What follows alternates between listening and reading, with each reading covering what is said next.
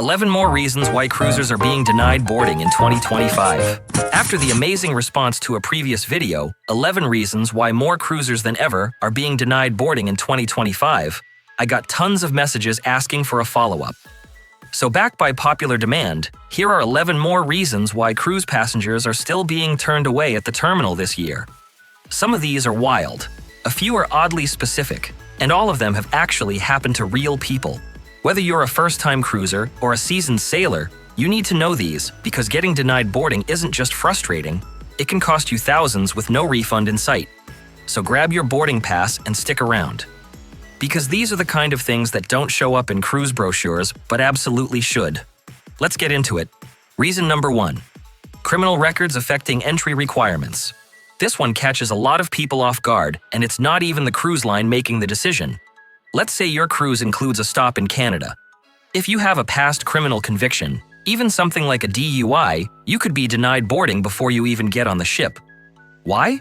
Because the cruise line knows you'll be denied entry at a port, and if one port says no, the cruise can't risk having you on board. Canada, for example, is known for being strict.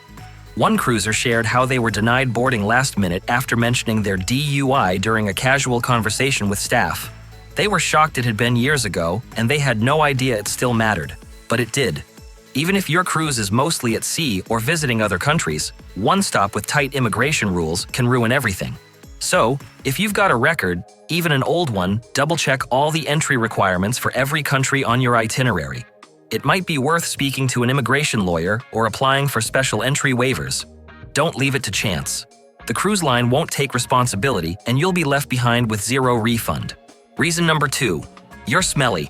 Now, this might sound extreme, but yes, passengers have actually been denied boarding due to strong body odor. It's rare, but it does happen. Cruise lines, just like airlines, reserve the right to refuse service to anyone whose condition may impact the comfort or health of others.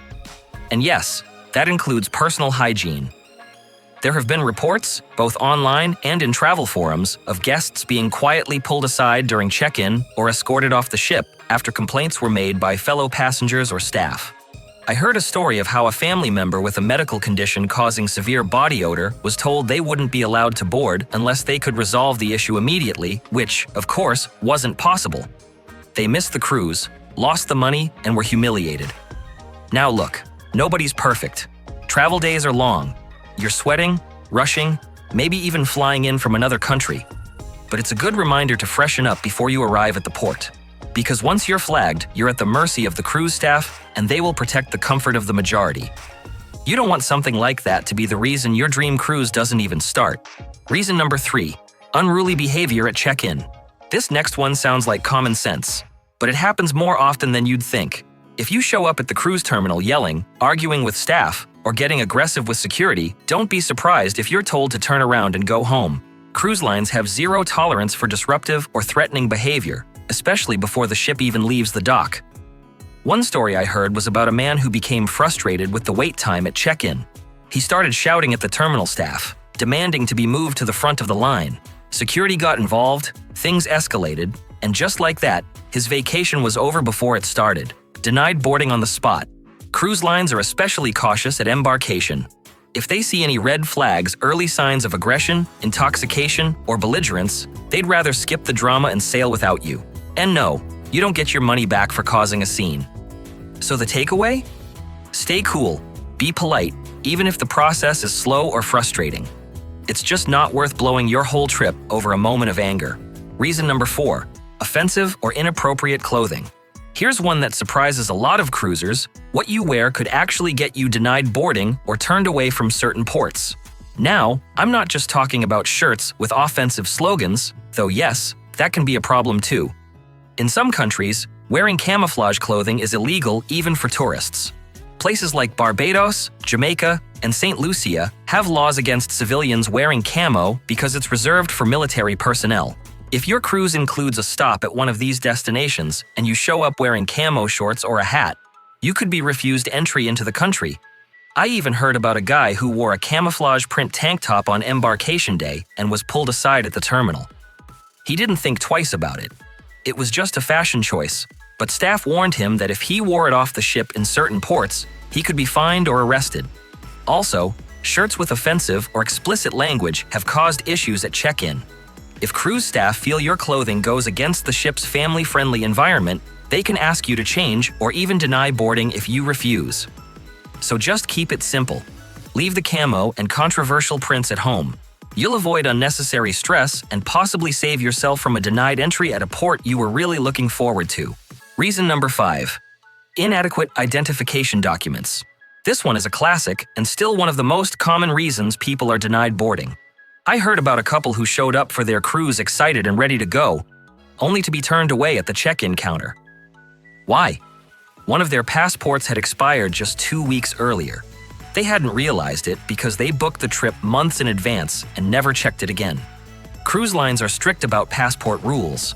Most of them require your passport to be valid for at least 6 months beyond your cruise end date. And even if you're sailing from and returning to the same U.S. port, where a birth certificate and government-issued ID might be accepted, only official original copies are allowed.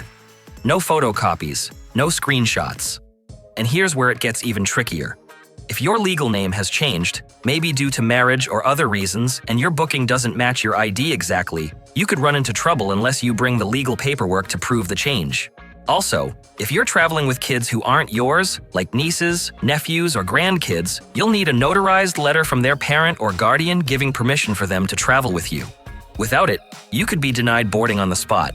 So, triple-check your documents before you leave for the cruise terminal.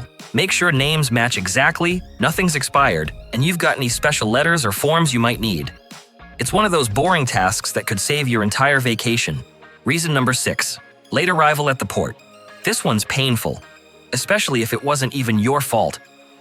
There was a group of 10 travelers who missed their cruise recently because their flight got delayed.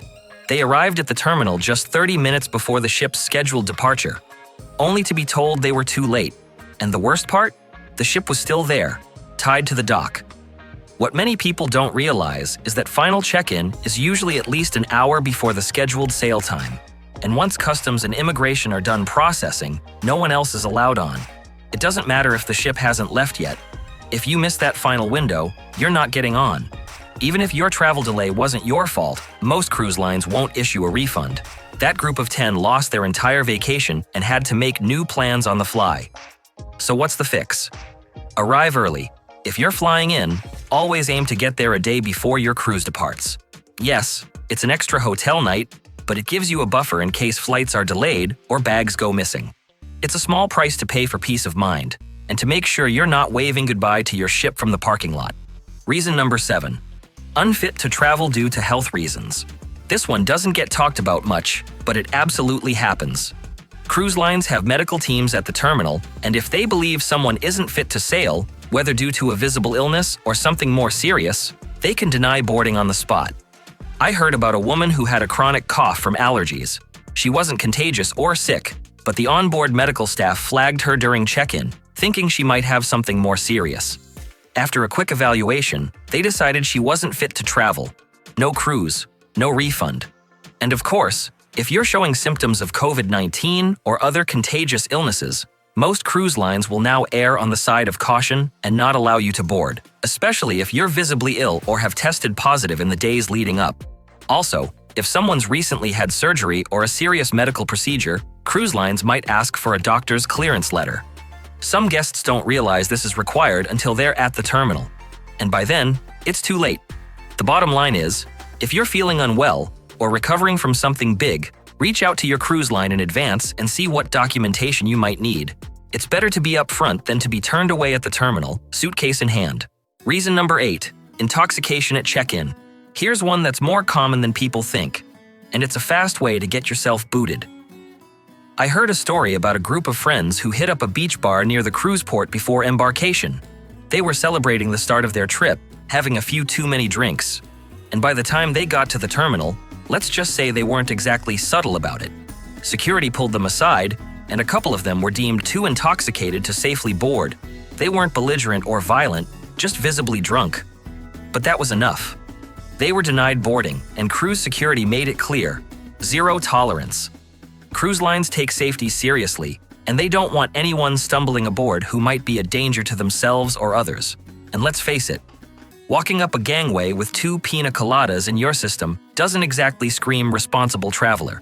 So if you're planning to pre-game, save it for after you've boarded. There's plenty of time and cocktails once you're officially on the ship. Show up clear-headed, get checked in, and then let the good times roll on board, not at the port gate.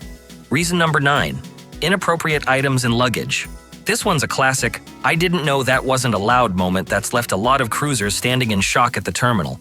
Now, we all know weapons and drugs are a no-go.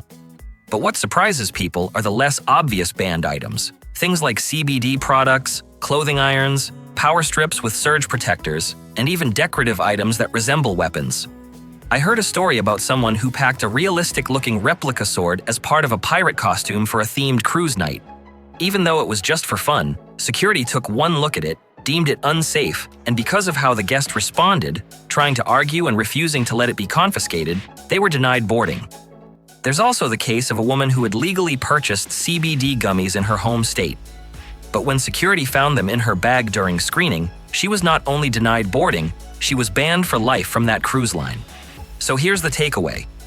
Always double-check your cruise line's prohibited items list, and when in doubt, leave it out. It's not worth having your whole vacation canceled over something you forgot was in your bag or didn't know was a problem to begin with. Reason number 10, incomplete or inaccurate booking info. This is the kind of mistake that feels harmless, until it isn't. Cruise bookings need to match your legal identification exactly. That means your full legal name, no nicknames, no shortened versions. And if you've changed your name recently due to marriage, divorce, or any other reason, you need to bring official documentation to prove that. I heard about a man who booked a cruise under Jimmy, not realizing his ID said James. When he arrived at the terminal, the mismatch triggered a red flag. He didn't have time to correct it or provide supporting documents, and yep, he was denied boarding. And it's not just about names. Mistakes in your passport number, birth date, or even a missing middle name can create issues, especially on cruises that involve international travel. Cruise lines are required to submit passenger manifests in advance to immigration authorities, so if your info doesn't match, it becomes a legal issue. Moral of the story, review every detail on your cruise reservation as soon as you book it. Don't wait until the day before. Fixing it early is easy. Fixing it at the terminal? That's a no-go. Before we get into the final reason, if you've made it this far and found even one of these tips helpful, I'd really appreciate it if you could hit that subscribe button. It helps the channel grow and lets me keep making videos like this for cruisers like you. Thanks so much. Reason number 11, overbooking or maintenance issues. Now, this is one of those reasons you don't hear about often, until it happens to you. There have been rare cases where passengers were denied boarding, not because they did anything wrong, but because the cruise line either overbooked the ship or had sudden maintenance issues with a specific cabin. Imagine arriving at the port, bags in hand, documents ready, only to be told, there's no room left. It's kind of like when airlines bump passengers off flights, but it stings even more when it's your entire vacation on the line. I heard a story about a couple who showed up early, checked in, and were still told their cabin was unavailable due to an unexpected plumbing issue. They were offered a rebooking option or a future cruise credit, but no actual cruise that day. They'd flown in from another country just for this trip. You can imagine how frustrating that was. So, what can you do? Honestly, in most cases, there's no guaranteed way to prevent this. But here's what helps. Book directly with the cruise line, not a third-party site, so you're more protected. Arrive early. Those who check in last may be the first to be bumped if a situation comes up. And always have travel insurance that covers cruise disruptions, just in case you need to make new arrangements on short notice. It's not super common, but it does happen. And being mentally prepared for that small chance can save you a lot of stress if it ever does. On the end screen is, Things I Wish I Knew About Cruise Ship Casinos Before I Sailed. I think you'll really enjoy it. Go ahead and give it a watch next.